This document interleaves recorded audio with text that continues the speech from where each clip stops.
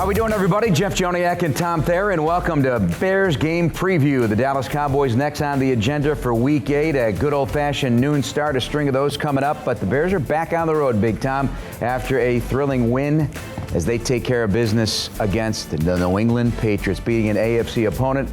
A thorough beating. This was the greatest quote I saw from that game. Matthew Judon, who had a big game, we had no answer for Justin Fields, and that was true. They had no answer. They couldn't stop him, both running the ball and throwing the ball. You know, and I think that's a good thing going forward, because the more comfortable Justin gets within this system, the more Luke gets to understand what Justin's capabilities are. Developing a relationship between the offensive line and Justin, it's going to create problems from defensive coordinators all around the league.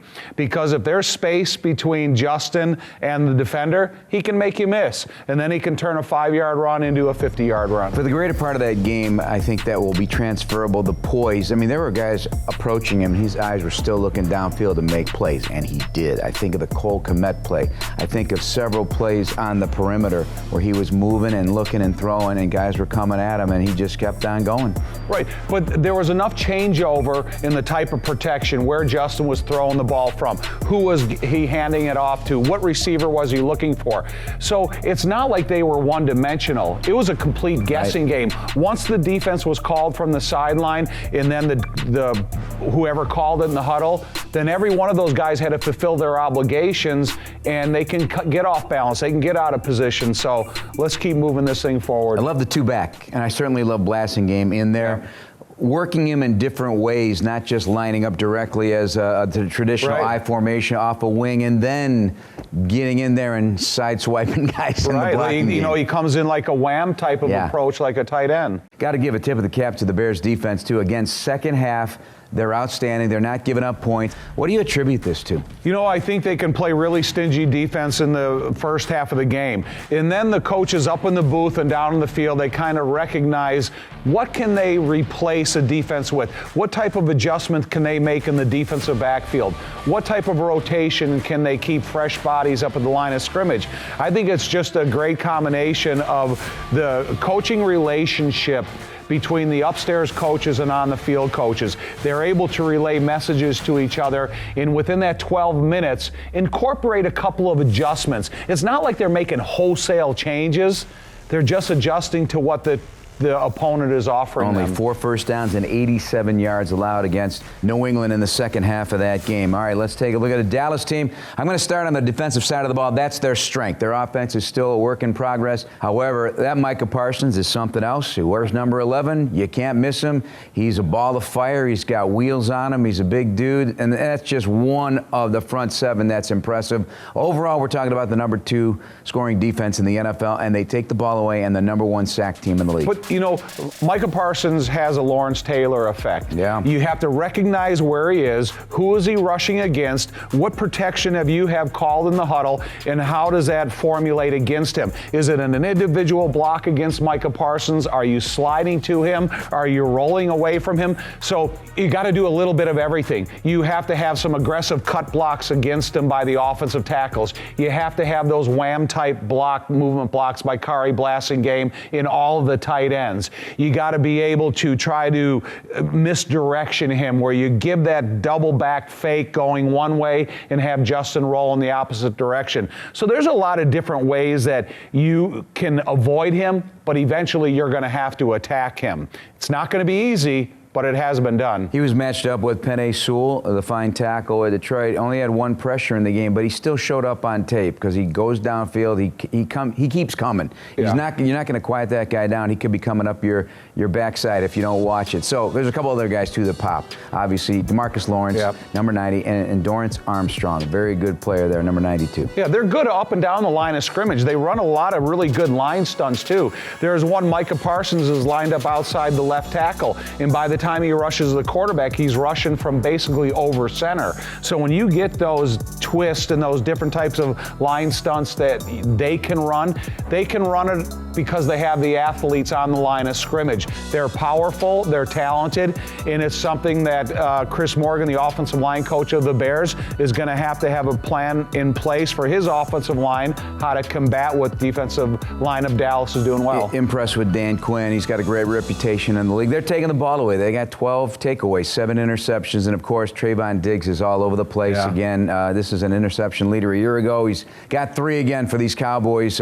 What do you recommend on staying away from this guy, or what's the story? It's all about what type of pressure are they getting on your quarterback. So the defensive backs aren't doing this single-handedly. They're doing it because the quarterback is hurried so much in his throw. Now he's got to make a throw that he's hoping the wide receiver can get in position, but then the defensive back is able to undercut it. So it's going to be a combined effort. The offensive line giving Justin the time he needs, sustaining the protection so Justin can get into a good throwing spot. So it's going to take a full team effort when you talk about how do you stop the interceptions and how do you slow down the pass rush? All right, let's take a look at the offense. Kellen Moore coordinates it for Mike McCarthy. Dak Prescott is back. He looked good as the game went on. A very confident player, moves around in the pocket there, moves in and out of the pocket. Pollard is an outstanding receiver and a big speed guy at the running back position. What are you seeing from Kellen Moore?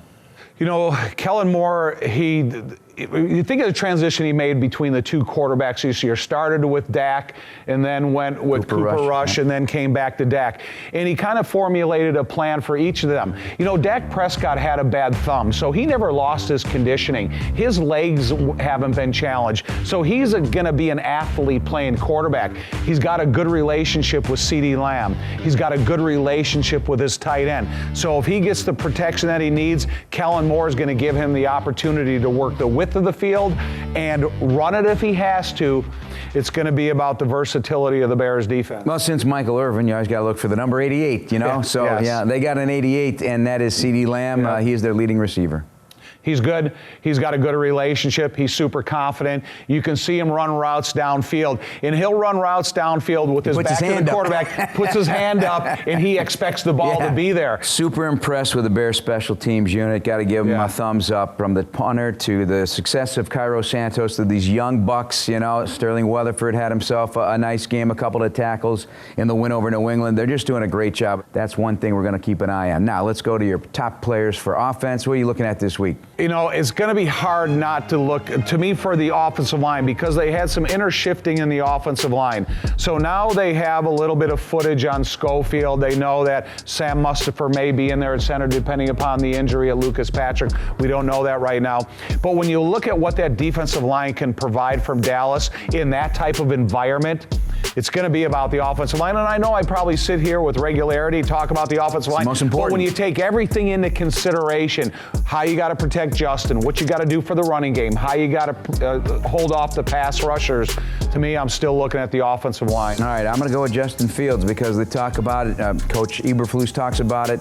Ryan Poles talked about it in his little gathering with the media before the game against New England. You know, just keep stacking. And I know that's a popular term. You stack wins, you stack performances, all about fundamentals and techniques, but, you know, that wins you football games. And I think Justin Fields, the way he approached that game, you could tell all week, just watching him in the locker room, very businesslike, dialed in, and he showed it. He showed it from the immediate snap of the game that this was going to be a clean slate, fresh start.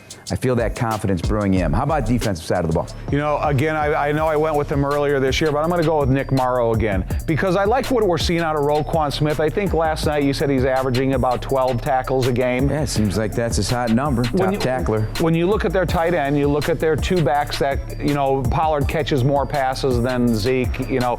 But again, it's about what Nick Morrow can do sometimes when he's on an island. Can he stay down and take on a back like Ezekiel Elliott? Can he cover Pollard out of the backfield? Can he maybe run with the tight end every once in a while? So I want to see Nick Morrow provide that same kind of oomph for the defense. Now I'm going to go with the safeties, Brisker and Jackson. Keep playing the way you're playing because you're playing great back there. And, you know, these guys, they do like to go deep on you, okay? So you got the CeeDee Lambs. There's other receivers there. Just keep that in front of you. Keep everything in front of you. Make sure you're not giving up the big play because this defense is adjusting on the fly throughout the game, doing a great job. They're starting to really take the ball over. 8 interceptions a year ago. They already have 8 interceptions. And, let's force some mistakes up front and continue to play physical and with a purpose and make a statement back there like Jaquan Brisker is. Just a little caveat, because as we are sitting up there in the booth watching the game unfold in New England, you see the Bears start earning the crowd out of the game. And you see the aisles being full of the New England fans leaving the game early fourth quarter. And the Bears fans come to the lower bowl. So it's really got to be a point of emphasis, because Jerry's World is a big stadium. And I think Bears fans are going to travel well. Remember the last time? Yeah. They were loud. Yeah. They were louder than the Dallas fans. And there's 93,000 people in there. And I think it's going to happen again. So it is, but it's about the Bears being able to earn the Dallas supporters out of the game and let those Bears fans take control. By the way, Tom Thayer's travel agency is open, 222-2222. Head on down to Dallas. That's right. Get your tickets now. Right, Bears and barbecue. Cowboys, half the league right now, folks. 3 or 4 wins. 16 of the 32 teams, including your Bears, who snapped a 3-game losing streak. The Cowboys have won 5 of 6, a formidable foe in the NFC. That'll do it for us. For Tom Thayer, I'm Jeff Joniak. Thanks for watching.